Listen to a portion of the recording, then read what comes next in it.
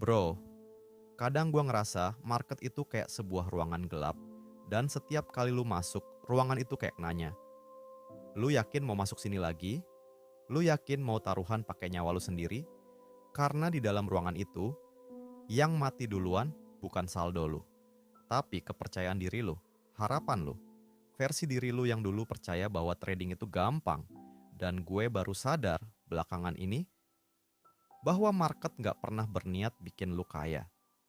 Dia cuma ngasih satu undangan, mau main game probabilitas silakan, tapi bayar tiketnya pakai mental lu. Nanti gue bakal cerita bagian paling mengerikan dari game ini bro. Bagaimana seri kalah 9 kali berturut-turut itu bukan tanda lu bodoh, tapi tanda bahwa lu masih berada di jalur yang benar. Kalau lu memahami cara kerja probabilitas yang sebenarnya. Tapi sebelum itu, gue mau bawa lu masuk ke tempat yang lebih dalam. Ke tempat di mana banyak trader hilang arah, bukan karena mereka salah, tapi karena mereka nggak ngerti bahasa market yang sesungguhnya. Lu tahu nggak bro, market itu sebenarnya punya satu bahasa. Bahasa yang nggak pakai kata-kata, tapi pakai pola. Probabilitas, ketidakpastian. Dan menariknya, semua trader pemula datang ke market dengan mindset, ajarin gua cara jadi benar. Ajarin gua cara prediksi. Padahal market nggak peduli dengan benar. Market cuma bicara dalam bahasa kemungkinan.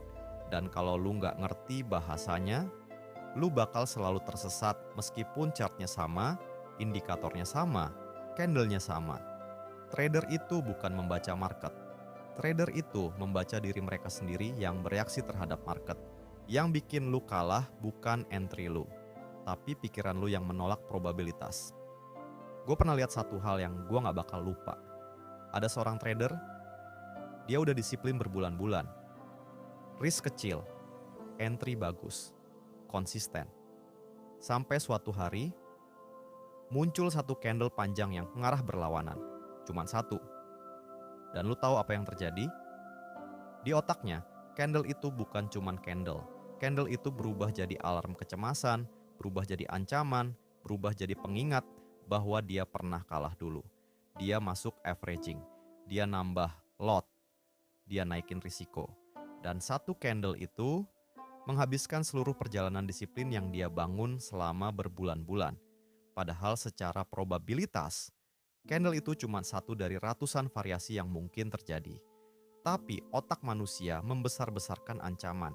Otak manusia bukan didesain untuk probabilitas. Otak manusia didesain untuk bertahan hidup. Dan di market, itu justru yang bikin kita kalah. Trader pro itu cara mikirnya beda bro. Dia bilang, gue boleh salah 70%, asal 30% yang benar itu nilainya jauh lebih gede. Itu bukan motivasi. Itu matematika dingin tanpa emosi. Trader pro itu nggak ngejar kepastian. Dia ngejar nilai ekspektasi. Dia nggak peduli menang atau kalah hari ini.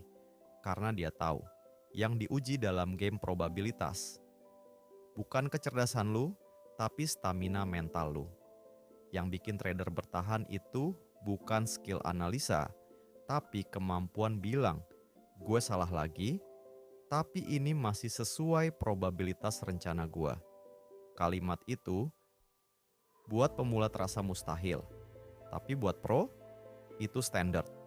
Lu tahu apa yang paling menyakitkan dalam hidup seorang trader? Bukan loss besar, bukan MC, bukan kena SL. Yang paling sakit adalah periode di mana lu lakukan semuanya benar, tapi hasilnya tetap salah.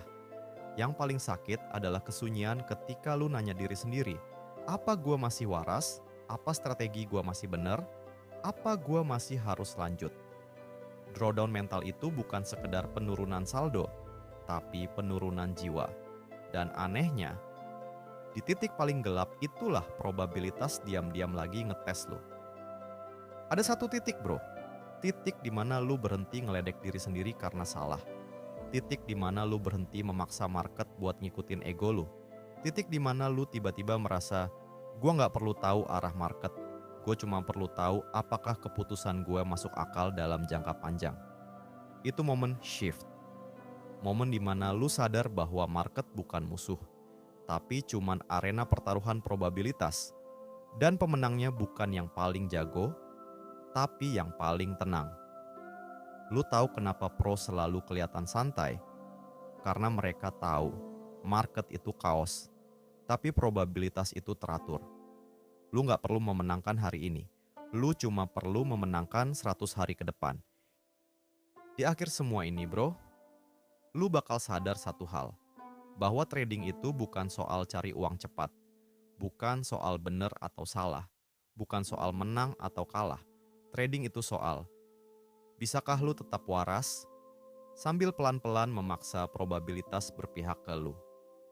Lu bukan melawan market, lu sedang melawan ketakutan lu, ego lu, kebutuhan lu untuk selalu benar, suara halus yang bilang, coba masuk lagi bro, balas dendam.